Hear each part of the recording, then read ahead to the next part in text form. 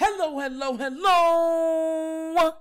You are tuning into the episode of The Wunderkind Show. Today's first topic, Zay Flowers is back. Oh, yes. So we have been updated because remember yesterday he did not practice. Day before, whatever, he did not practice either. Zay Flowers has come out and said that he is full go for Sunday. Now, with that being the good news that we're starting this episode off with, we have to look into a couple things, right? Because right now, Zay is no longer he's no longer an extra, he's a necessity. Now, I know a lot of people are going to be like, well, he's been a necessity, Nitro. No. And I'm explaining to you what I mean by that. Mark Andrews was still the primary target in this offense that was navigated by the ability of Lamar Jackson to check in and out of plays, get the ball out of his hands as quickly as possible, and the run game. That's what this offense has been looking like and predicated on thus far this season. Mark Andrews, the number one target. I don't care if it's a tight end, wide receiver, whatever you want to call it. He's the number one target. He's gone. Now, I know that what's his name gets more targets per se, but Mark Andrews is the main weapon. So now the main weapon is gone. Part of the way how we run our offense is going to change. And even if Likely steps in and be the Likely from last year, right, there's still a lot of things Mark Andrews does well that he has not grown into yet. And one case in point is blocking. Mark Andrews has turned himself into a top-tier blocker. Okay, so there's some drop-off. Any which way you look at it, it's a drop-off. Now, because Mark Andrews is no longer available, that means moving forward, Zay's importance has risen. And they're calling OBJ's injury a game-time decision. You know what that means, right?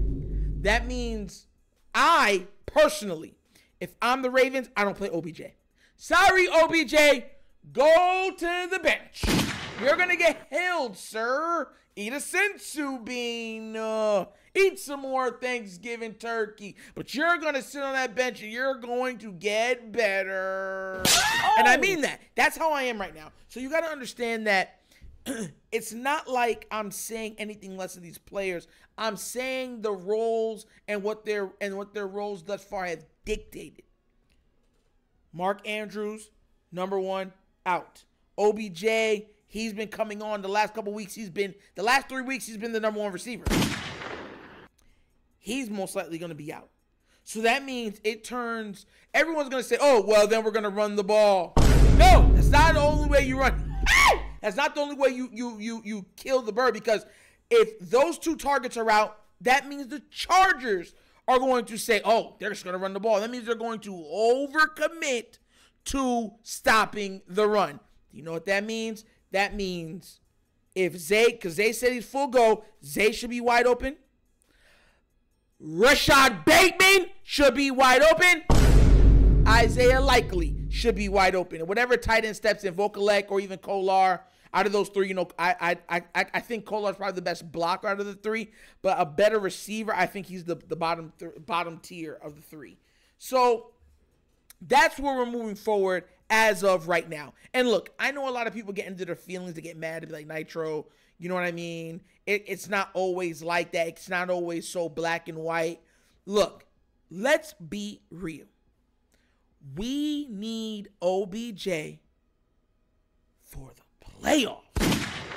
Zay Flowers has to continue to get as much reps as he possibly can. Do you know me tell you why? Not only just because he's learning a new playbook and he's a rookie, but also because he's been running a lot of the wrong routes. I don't know if you guys have noticed that. There's been plenty of plays where he goes back to the under like, yo, you ran the wrong route. Or you weren't supposed to do that on this look. You know what I'm saying? He's still digesting the playbook. He's still learning this offense. He's still building a rapport with Lamar. Trust. He needs every single rep he could get, especially before we go on that playoff run. Because that's what we're looking to do. At the end of the day, that's another reason why I wanted to buy. Because, hey, everyone's like, no, I want to be the hunter, not the hunted. Here's the thing. If we get that first round bye, people can get healthy. Like Ronnie Stanley, OBJ, Mark Andrews, Marcus Williams. There's so many of them. So it's, you know what I'm saying? It's like, you know, I look at it from an honest perspective, right? As much as I want to see these guys ball out of control, as much as I want to see them shine, as much as I want to see them prove so much of the detractors and the doubters wrong, we need them for the second half of the season, or the playoff push, the last portion of the season. Now, I know that's going to sound kind of hypocritical coming from me, judging how I said that I want Lamar Jackson to win the MVP. But I know that you guys are going to take it from a hypocritical standpoint, but it's not. Because, for one, Lamar is already in the MVP running. I'm not saying to play him every minute of every fourth quarter, especially if we're blowing the people out. What I am saying is giving him more opportunities to be Lamar. Not running, but throwing. And for anybody that needs any concession on what that might mean, we watched Snoop throw the ball multiple times when they took Lamar out of the game, and he gave OBJ his first touchdown. So understand, when I'm saying anything, I'm speaking totally within context. So listen, like I said before, I like Zay. I think Zay's a great player. But we got to start looking at it as like he can no longer be viewed as a rookie.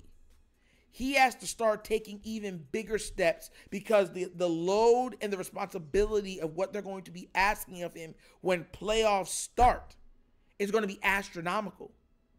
He's going to have to develop almost into a veteran overnight.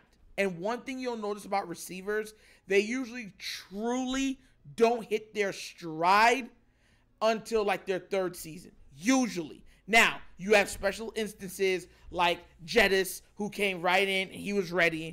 You know what I'm saying? What's his name over there at the Bengals? Chase came in ready.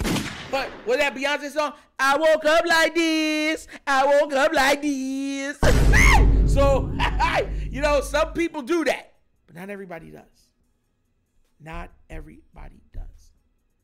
And, you know, it's one of those things where, like I said before, he needs all of the reps he can get. Because all those drop games, running the wrong route games, doing the wrong thing that you're supposed to be doing in the offense, not knowing the play, you know what I'm saying, and just freestyling, that's not going to be tolerable when we're in the playoffs, because mistakes are amplified, magnified, and they're capitalized upon by your opponent. Those mistakes, those drops, those miscues can all give opportunity to a team that we are winning against. And we've already seen it this year a multitude of times. So Zay said he's ready to go. And like I said, it's not just me. You know what I'm saying? They're saying, so like I said, OBJ considered himself a game time decision. Zay Flowers says he feels good and should be there. And Ronnie Stanley said he should also be there. So even though Ronnie wasn't at practice, I believe, he should still look to be there. Charlie Kolar, I know a lot of you guys like that guy named Molar Kolar. He looked like he was sick or something like that. So we'll get to see. You know what I'm saying? But Zay is back. We're trying to get this dub. It should be enough to beat the Chargers, but we're going to get to see. We're going to get to see. But what do you guys think? Do you think that Zay needs every rep that he can get for the playoff run?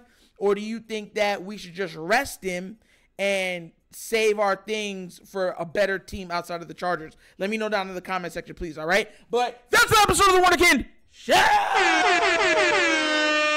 Thank you for watching. Yeah, I know how we get down. We have fun and we laugh, but everything we talk about rooted in what? Facts and truth. Please do remember, like, subscribe, hit that notification bell, leave a comment. You don't love the comments. And if you have not done so already, check out the Wunderkind Show's Patreon. Yes, 3 tiers of content goodness waiting for your consumption. Give it a look, give it a try. Let me know what you think. And if you would like to donate to this channel, bottom of the screen, QR code right on the side. QR codes to a Cash App. Cash App located in the description of every video that we do. And the name of it is $, The Wunderkind Show. Super easy. But once again, this is The Wunderkind Show. This is your host, Nectar, signing off. And as always, you know my slogan.